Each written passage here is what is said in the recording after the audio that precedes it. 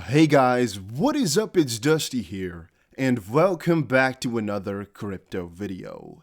We are giving away 250 XRP, which I'm thinking of upping to 500 to up the stakes a little bit.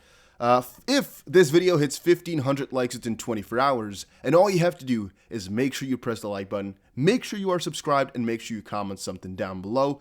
Having said that, it's been a pretty big day. Today we want to talk a little bit more about the lawsuit and a very big update, but also I was telling you all, right, to make an account under me on PrimeXBT because that way you can enter into our $1,000 giveaway. We already gave one person $100 and I still have 9 codes left to go of $100, and all you had to do, I announced it in this video, all you had to do was just go down here, put, I've made an account plus your city, and 9 people could win. All right, we said 6 out of this video and then 3 more the day afterwards, which could be today. However, when I checked through here, just quickly scrolling through, you notice that really not that many people actually decided to enter. And that leaves the question. For example, this guy did enter. T-Sean, he says, I use a link with a VPN from CT. Okay, but that's basically it. There's most likely maybe like, let's say 2 more or so. I haven't really checked too far.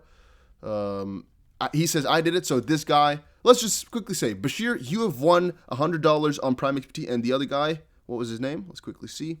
T-Sean, you've won $100. We have 10 minus 3. We have 7 freaking codes left to go, $100 worth of crypto. So just, as we said before, just make an account. Let me know if you're from North America. I don't believe you can do it. However, maybe if you use a VPN, just check the rules out on the website, and that is that. A link will be down below.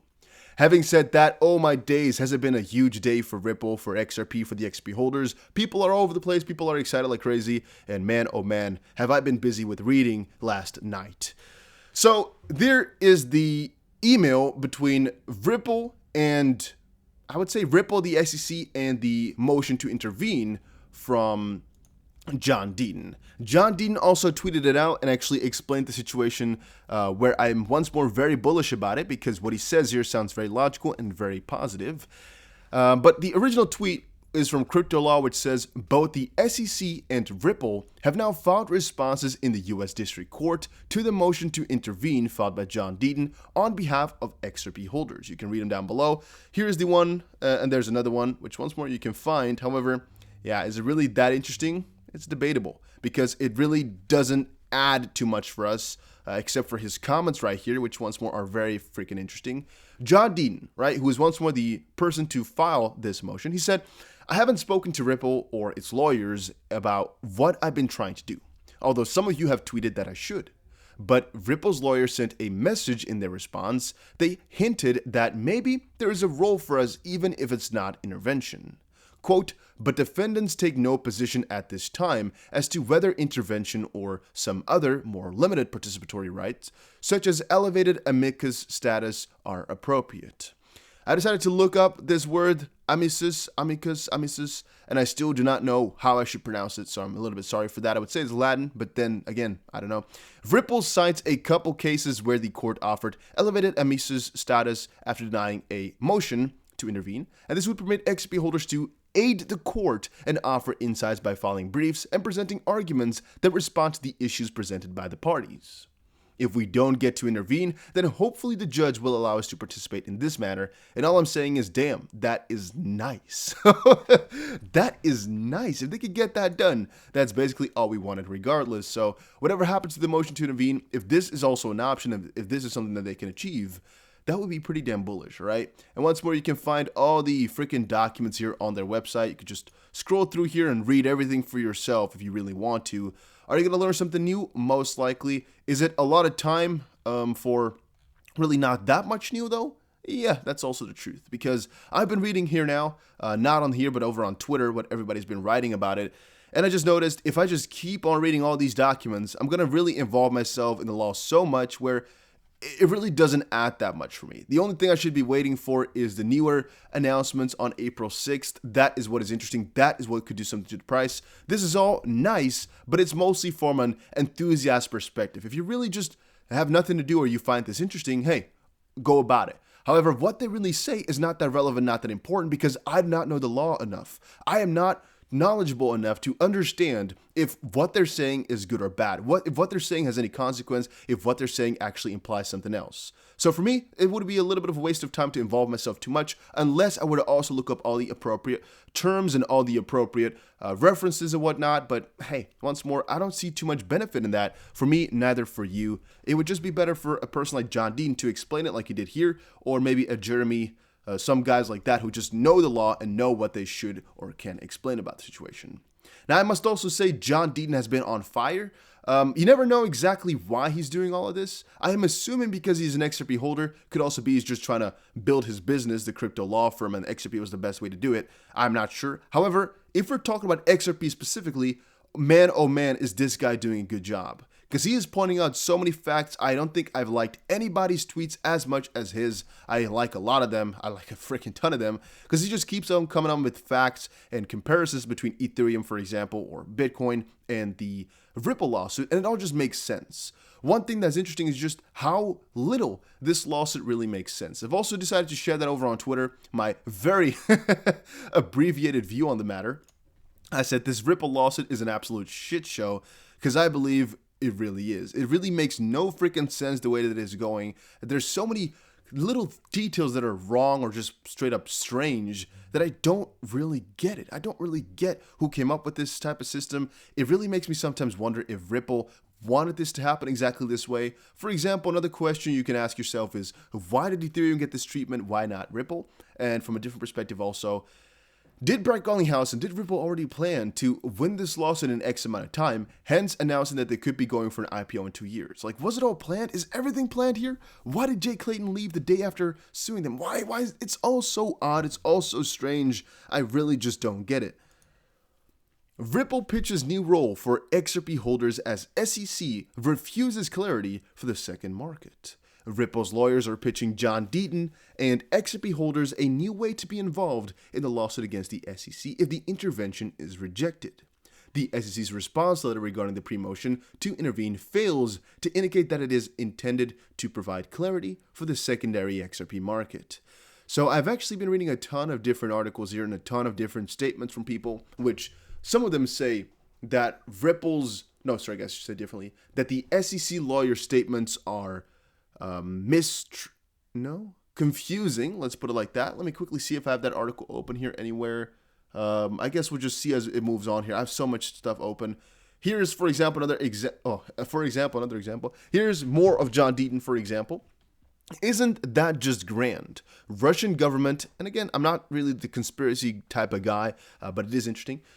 Isn't that just grand? Russian government to possibly embrace Ethereum, while the US SEC and U.S. government tried to end a U.S. company, Ripple, and suppress American innovation. It's already interesting on its own. That's definitely quite interesting. Another one here, which somebody has turned around, states, this is why the exchanges aren't going to relist XRP based only on the SEC attorney's comments in court. Read below. This is the one I was just referring to. Section 4 exemptions only apply to a security subject to registration under Section 5. The SEC lawyer was very misleading when he answered Judge Netburn. And let's quickly read through this because, once more, I don't understand it fully, but what he says makes a little bit of sense that it just doesn't apply, and he was a little bit strange and misleading when he said that. Recently, Judge Netburn rightly identified this same ambiguity and asked the SEC whether its position in this case is that every individual in the world who is selling XRP is committing a Section 5 violation. The SEC did not dispute the premise of her question, responding ambiguously that, speaking very generally, non-parties, XRP transaction would likely be exempt under Section 4.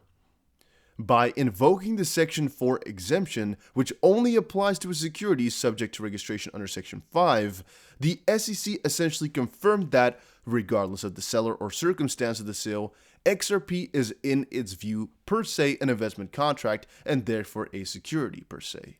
That premise, if accepted, would empower the SEC to regulate vast number of non-parties, including digital asset exchanges, vendors, and retail holders. This directly threatens the interest of investors whose ability to transact in XRP could be impaired, even though there's nothing about their conduct that yada yada yada.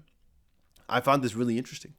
I found this really scary, and I don't know what else to say about that. It's just kind of a summation of things, right? This is really scary. This is really odd, and this really makes you wonder, what is the SEC doing?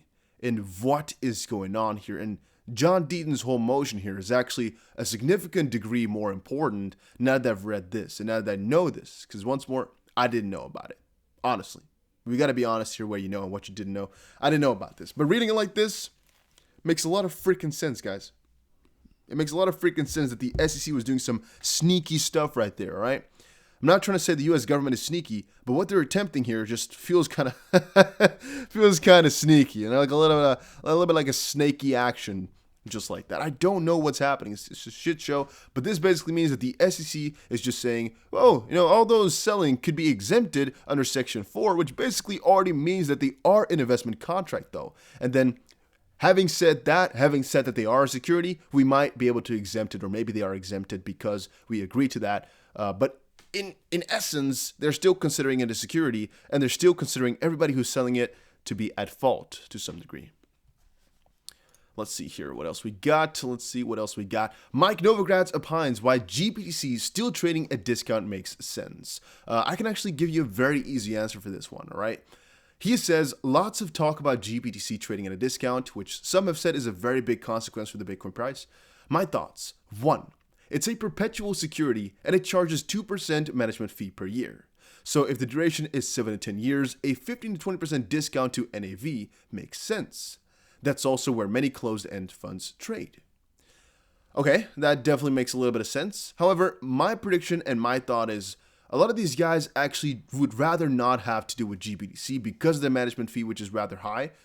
And because, well, why would you if an ETF is coming up? You want to have all your funds available. Like many have also stated, they could either go to Canada, which some of these guys have done, maybe to Brazil soon, or maybe just wait for the US to come on in. Because, well, I'm going to say that a US ETF is really around the corner, is going to be there within the next couple of years. And I can understand, too, why a 2% or 3% with some of their products fee is just way too high. On the same note, a Fidelity Bitcoin ETF would be everyone's gain but Grayscale's pain. Logically, right? Very, very logically. You wouldn't want to be involved in Grayscale because they have high fees for basically doing the same as an ETF. So yeah, of course, logically speaking, an ETF would be very, very good for institutional investment and bad for Grayscale. Let's see if we had anything else. Oh, so check out GSX. A link is down below. World's first growth coin and a gold-backed crypto. Really interesting concept in my opinion. Right now it is 10 cents a coin, plus a 5% bonus, plus a 5% bonus using my link. And I'm saying go check it out. We know we can lose all the money, but we also know we can go times 25, times 50, something like that. Hopefully that's what we're waiting for. That's what we're investing for. Have a couple of $1,000s in this, as you guys know. And I believe that is it. I have the two profiles here for two guys who definitely have already won. Bashir Ibrahim, so hey, contact me, and T. Sean. I'm not exactly sure. Just put your Twitter down below or something like that and we'll have contact. I can just DM you and I can send you your codes. We still have 7 more codes to go, guys. So just put down below that you've made an account under me at PrimeXBT with your city. And that is that. All right, that is that. See you guys again in another crypto video and take care, everybody.